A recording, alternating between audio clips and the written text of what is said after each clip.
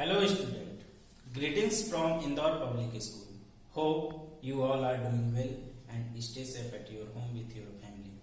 In last lecture, we had completed till exercise 3.3 of chapter number 3 understanding quadrilaterals. In this chapter, we will continue from exercise 3.4. In last lecture, मैंने आपको बोला था कि आप kinds of quadrilateral की सारी property अच्छे से लर्न कर लेना।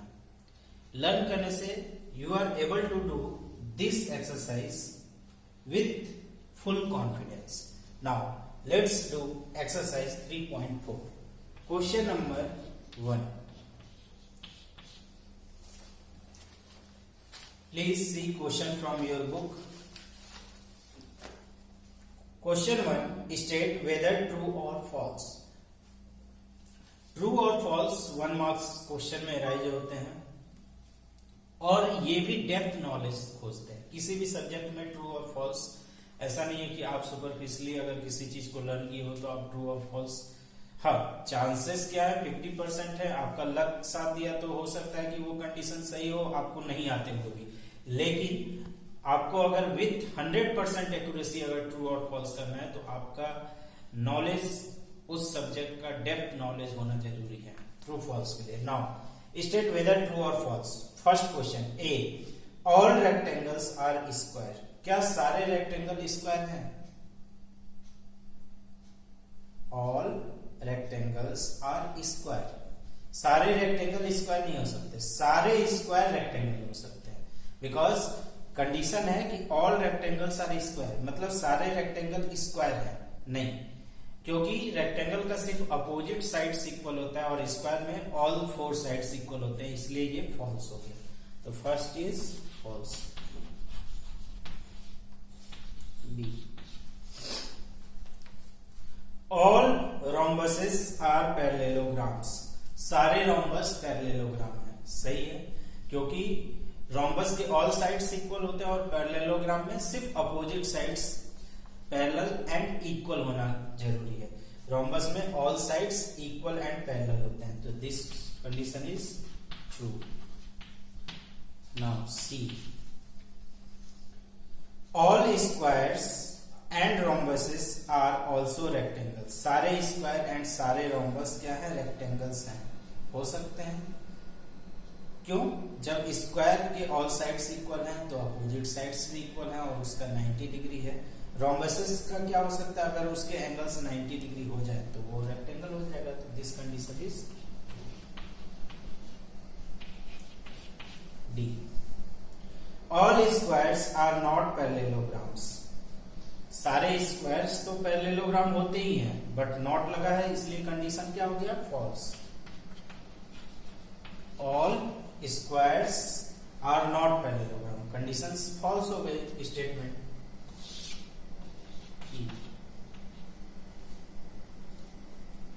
All kites are rhombuses. सारे काइट्स रोम्बस होते हैं, फॉल्स। क्यों? क्योंकि काइट्स की प्रॉपर्टी होती है कि एडजेसेंट साइड से इक्वल होते हैं और रोम्बस में ऑल साइड्स इक्वल होना जरूरी है, तो this one is false.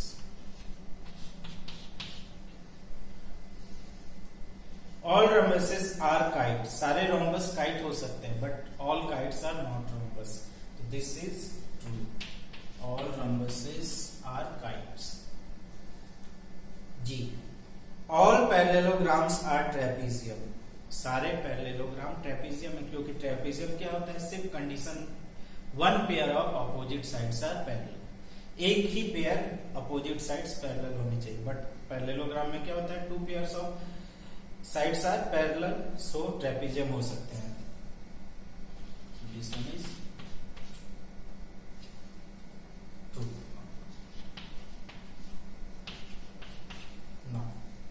All squares are trapezium. All squares are trapezium. सारे स्क्वायर्स क्या हैं? ट्रेपीजियम है। Yes.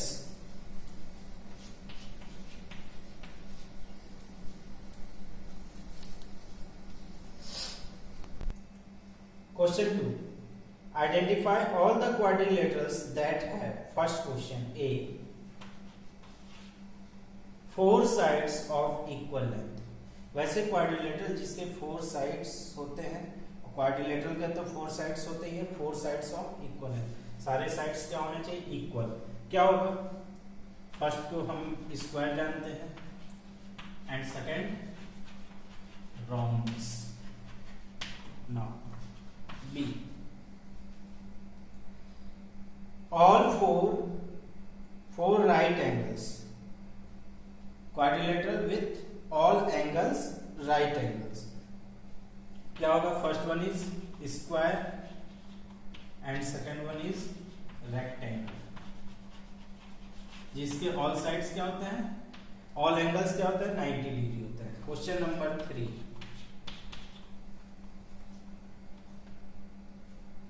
Explain how a square is, first question, a quadrilateral.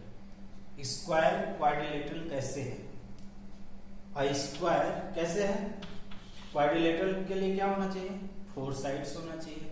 A square is 4 sided figure, a square is 4-sided, so it is a quadrilateral। अगर square के पास 4 side है तो वो क्या कहलाएगा, क्वाड्रिलेटरल कहलाएगा।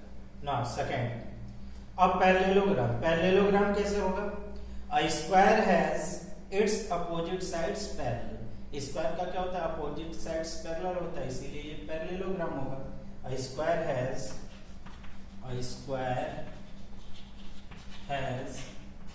It's opposite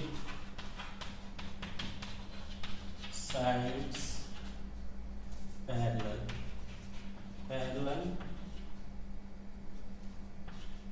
so it is a parallelogram।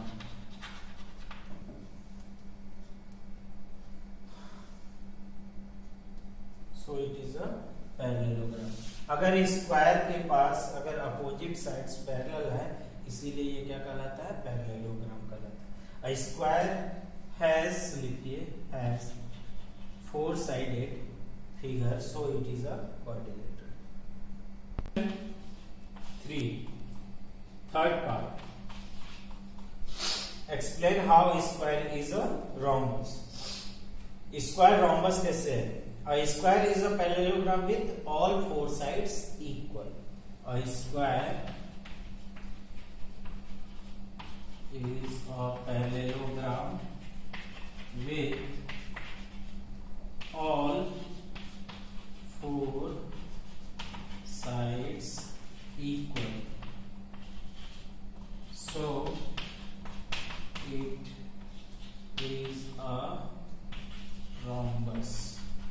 अगर square तो पैरेललोग्राम है ही, square is a parallelogram with all 4 sides equal, अगर उसके सारे साइड्स इक्वल हैं और स्क्वायर के सारे साइड्स इक्वल होते ही हैं, so it is a rhombus। Now fourth one, explain how a square is a rectangle। A square is a parallelogram with each angle 90 degree. अगर स्क्वायर है parallelogram with each angle 90 degree होगा तो वो क्या कहलाएगा, रेक्टेंगल कहलाएगा। A square is a parallelogram with each angle, right angle और 90 degree, so it is a rectangle। अगर उसके ऑल साइड्स पैरेललोग्राम है और उसके ऑल एंगल्स क्या हो, 90 डिग्री हो जाएंगे तो वो क्या कहलाएगा, रेक्टेंगल कहलाएगा। Question number 4, name the quadrilaterals whose diagonals, first condition, bisect each other. Quadrilateral का नाम बताना है जिसके डायगोनल बाइसेक्ट ईच अदर करते हैं। कौन कौन से हैं, स्क्वायर, रेक्टेंगल, रोम्बस, पैरेललोग्राम। तो नेम लिखना है, square, rectangle rhombus and parallelogram.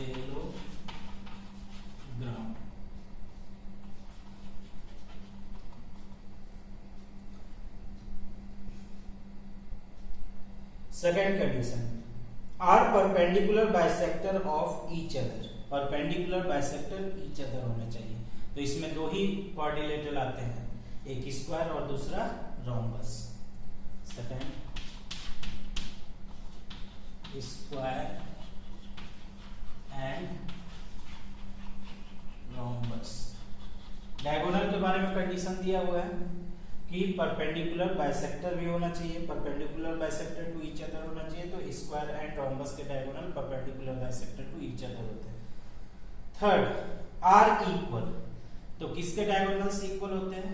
Square and rectangle के। थर्ड, ये सारी प्रॉपर्टी हमने अंडरस्टैंडिंग क्वाड्रिलेटरल्स में पढ़ी है, जो कि अपना लेक्चर नंबर पार्ट 2 है दिस एक्सरसाइज का। So square and rectangle, rectangle and square whose diagonals are equal. Question number 5. Explain why rectangle is a convex quadrilateral. Rectangle जो है convex quadrilateral क्यों है? जब हमने पॉलीगन पढ़ा था कॉनकेव एंड कॉन्वेक्स, आपको याद होगा कॉनकेव एंड कॉन्वेक्स पॉलीगन किसे बोलते हैं? Concave polygon whose at least one angle more than 180 degree, and convex polygon a polygon whose all angles less than 180 degree. इसके सारे एंगल्स क्या हैं? 180 से क्या है? कम है। And second case is its diagonal, it's both diagonal lies in its interior. तो condition तो है ही कॉन्वेक्स का कि इसके ऑल एंगल्स क्या होने चाहिए?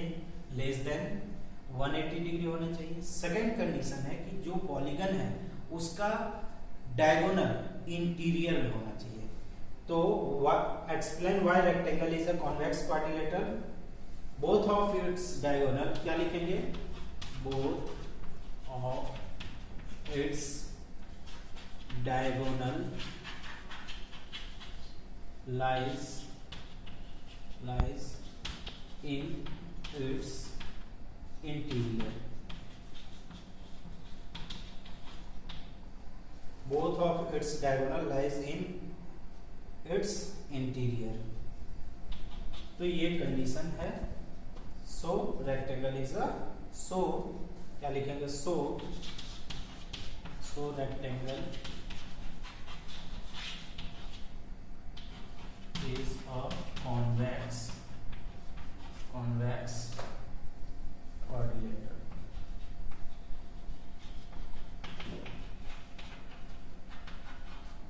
So rectangle is a convex quadrilateral. Question number 6. C. ABC is a right angle triangle and O is the midpoint of sides opposite to the right angle. Explain why O is equidistant from A, B and C. The dotted lines are drawn additionally to help you.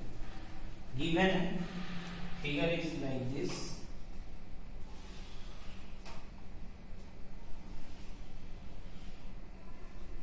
This one is A, B and C. O is the midpoint. So you have to draw a parallel line of BC and a parallel line opposite to AB. This one is D, and a dotted diagonal this one. Okay, here see a right angle. This one is given a right angle. If you draw a parallel line of BC parallel to AB, right, AD parallel to BC and AB parallel to BC and angle ABC is 90 degree. जब ये parallel हो गए तो ये क्या बन गया, parallelogram. तो पैरेललोग्राम की सारी प्रॉपर्टीज फॉलो होगी और हमें बताना है कि y O is equidistant from A, B and C. C AC is a diagonal. AC is a diagonal that is equal to BC. क्योंकि रेक्टेंगल में डायगोनल्स आर इक्वल होते हैं, diagonals are equal, diagonals equal होते हैं। And O is the midpoint of side opposite to right angle. That means O is the midpoint of AC. O is midpoint of AC. So हम क्या कर सकते हैं, OA is equals to OC. OA is equals to OC बोल सकते हैं। क्योंकि AC equals to BC है, so OA is equals to OC और AC is equals to BC है, so हम ये भी कर सकते हैं BO is equals to OD. Hence O is equidistant from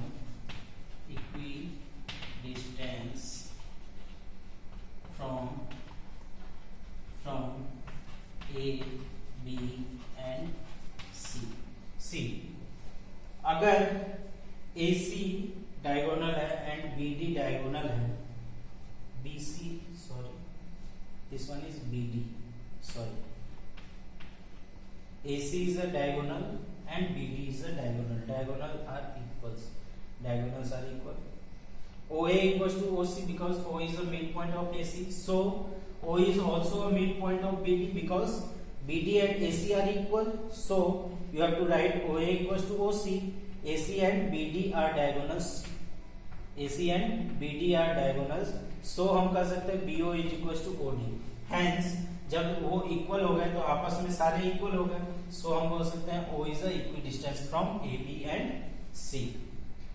Thank you. That's enough for this lecture. This chapter is also completed now. Thank you. Stay safe at your home. Keep learning.